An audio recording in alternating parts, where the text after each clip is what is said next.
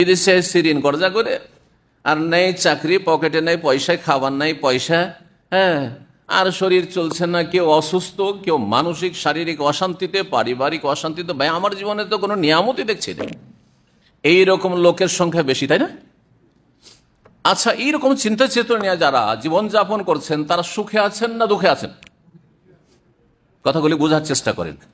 যদি আপনার সবসময় এই চিন্তা থাকে আমার মতো দুঃখী কেউ নেই, আমার মতো বিপদগ্রস্ত কেউ নেই, বালা মুসিবত মনে হচ্ছে চারিদিক থেকে আমাকে ঘিরেছে, অভাব অশান্তি যেন আমাকে চারিদিক থেকে পরিবেষ্টন করেছে, শান্তিতে আছেন না অশান্তিতে আছেন? কিন্তু যদি ভাবেন যে আমাকে আল্লাহ যা দিয়েছেন, খুব কম লোককে আল্লাহ দিয়েছেন, আমার নিচে অসংখ্য মানুষ আছে, যা কিছু আমার কাছে আছে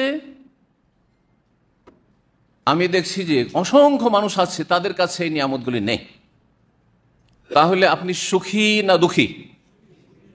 কারণ আপনি ভাবছেন যে আল্লাহ আমাকে অনেক সুখে রেখেছে, যদিও সকাল থেকে নাস্তার পয়সা ছিল না, বাসি পেটে আছে, কিন্তু সুস্থ, নামাজটা পড়ে হেঁটে এসছেন, এখানে সুস্থ হয়ে বসে আছেন, শারীরিক কোনো বালা মুসিবত নেই, মাথা থেকে পা পর্যন্ত আপনি দেখেন যে কত নিয়ামত আপনার সাথে রয়েছে।